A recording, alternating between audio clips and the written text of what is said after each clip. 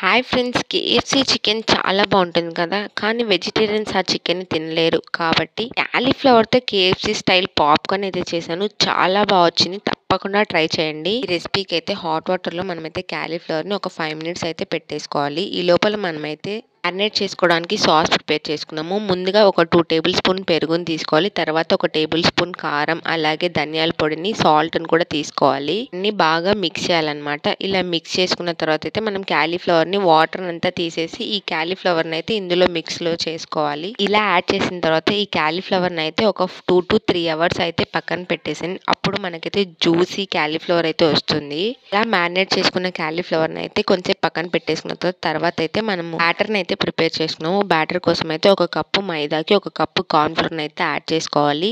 Add చేసుకున్న తర్వాత దానికి రుచికి సరిపడా ఉప్పు, కొద్దిగా కారం కూడా యాడ్ చేసుకోవాలన్నమాట. కారం వేసిన తర్వాత కొద్దిగా వాటర్ని వేసుకొని మనమైతే బ్యాటర్ని అయితే రెడీ చేసుకోవాలి. బ్యాటర్ మరీ థిక్గా ఉండకూడదు, మరీ లూజ్గా ఉండకూడదు అనమాట. కన్సిస్టెన్సీ చెక్ చేసుకోండి ఒకసారి. కన్సిస్టెన్సీ చెక్ చేసుకున్న తర్వాత అయితే మనం ఇంకొక ప్లేట్ తీసుకొని దాంట్లోకి అయితే ఓట్స్ని అయితే తీసుకోవాలి. ఒకవేళ మీ దగ్గర ఓట్స్ లేకుంటే కార్న్ ఫ్లేక్స్ అయినా కూడా తీసుకోవచ్చు. ఫస్ట్ మ్యారినేట్ చేసుకున్న క్యాలీఫ్లవర్ని మనం బ్యాటర్లో డిప్ చేయాలి. డిప్ చేసిన తర్వాత అయితే మనం ఓట్స్లో రోల్ చేసుకోవాలన్నమాట. ఓట్స్లో రోల్ చేసుకున్నప్పుడు అయితే మనం జాగ్రత్తగా రోల్ చేసుకోవాలి. ఒక హ్యాండ్ని బ్యాటర్లో డిప్ చేసుకోవాలి, ఒక హ్యాండ్ సపరేట్గా పెట్టుకోవాలి. ఇలా క్యాలీఫ్లవర్ని అయితే ఓట్స్లో రోల్ చేసాం కదా, అలా చేసినవైతే మనమైతే రెడీ చేసుకోవాలి. అన్ని రెడీ చేసుకుని అయితే మనం వేడి నూనెలో వేసుకోవాలి. సేమ్ ప్రాసెస్ అనమాట. ఫస్ట్ క్యాలీఫ్లవర్ని అయితే బ్యాటర్లో అయితే డిప్ చేసుకోవాలి. తర్వాత అయితే ఓట్స్ మధ్యలో రోల్ చేసుకోవాలన్నమాట. రోల్ చేసుకున్న తర్వాత అయితే ఈ క్యాలీఫ్లవర్ని అయితే హాట్ ఆయిల్లోనే యాడ్ చేసుకోవాలి. మీడియం టు హై ఫ్లేమ్లో అయితే మనం వీటిని బాగా గోల్డెన్ బ్రౌన్ కలర్ వచ్చేంత వరకు ఫ్రై చేసుకోవాలి. మనం ఫస్ట్ వేసినప్పుడు అయితే ఒక 1 to 2 మినిట్స్ అయితే దాన్ని ఏమీ కదలపకూడదు. కదిపితే అక్కడ ఓట్స్ అన్ని పోతాయి అనమాట.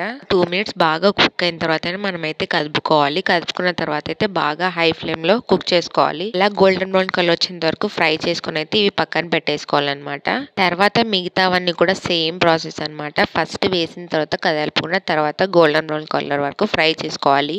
సర్వింగ్ చేసేటప్పుడు అయితే కెచప్ తో కానీ మయోనీస్ తో కానీ తింటే చాలా బాగుంటుంది. నేనైతే కెచప్ తో తిన్నాను. టేస్ట్ కూడా బాగుంది. పైన క్రంచీగా, లోపల సాఫ్ట్ గా, జ్యూసీగా ఉందన్నమాట. మీకు ఈ వీడియో నచ్చితే లైక్ చేయండి, షేర్ చేయండి. Don't forget to subscribe to my channel. Thanks for watching.